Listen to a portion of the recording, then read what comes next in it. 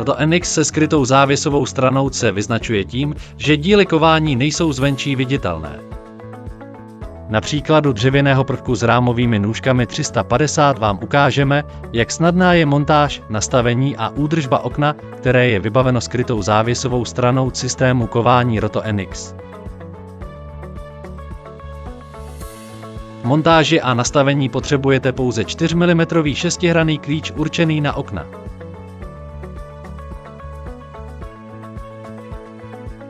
Pokud je křídlo vybaveno úrovňovou a ovládací pojistkou, stiskněte ji a uveďte kliku do polohy otevření. Proveďte křídlo podél rámu, dokud křídlový závěs citelně nedosedne na rámové ložisko. Otočte křídlo a rámové nůžky do úhlu 90 stupňů. Přitom křídlo nahoře mírně přitlačujte ve směru k rámu.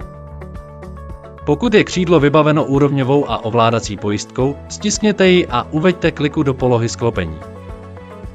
Nasaďte závěsný čep rámových nůžek na prohloubení na opěrném ramenu křídlových nůžek. Stiskněte bajonetový čep v přední části směrem dolů, aby se mohl zasunout pod závěsný plech.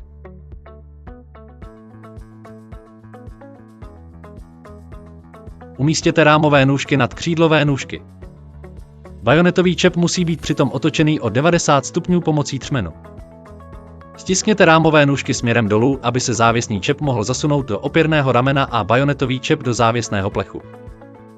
Otočte bajonetový čep opět o 90 stupňů zpět, aby došlo k zaretování třmenu na táhlu nůžek.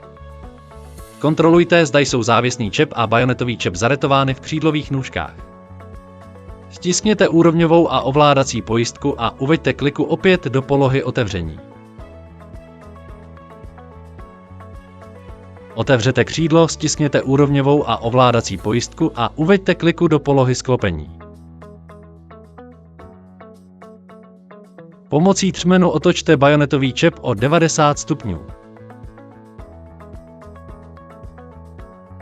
Zvedněte rámové nůžky od křídlových nůžek.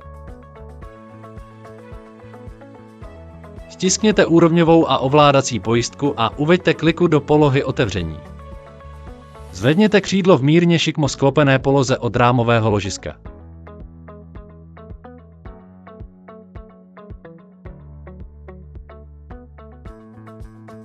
Od hmotnosti křídla 80 kg je možné namontovat odvod zatížení, od hmotnosti 120 kg je jeho použití nezbytné.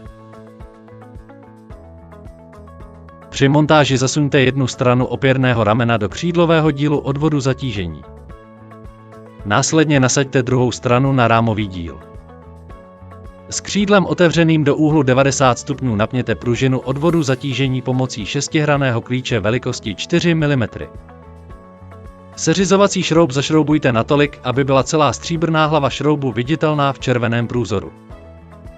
Před vysazováním křídla s odvodem zatížení mějte na vědomí, že se předtím musí pružina opět uvolnit natolik, aby bylo možné opěrné rameno lehce vyjmout z rámového dílu.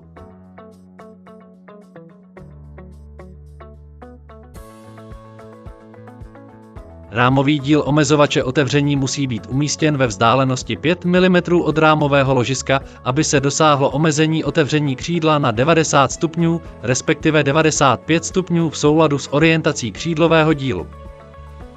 Zaretujte rameno omezovače otevření namontovaného na křídlovém dílu otvorem k válcovému čepu rámového dílu. Ve stavu při dodání činí délka sklopení vždy 140 mm. V zabudovaném stavu ji lze přenastavit. Pomocí šestihranného klíče velikosti 4 mm otočte čep na křídlových nůžkách o 90 stupňů proti směru hodinových ručiček. Posuňte omezení délky sklopení směrem dopředu až na doraz. Zaretujte opět omezení délky sklopení otočením čepu zpět o 90 stupňů ve směru hodinových ručiček.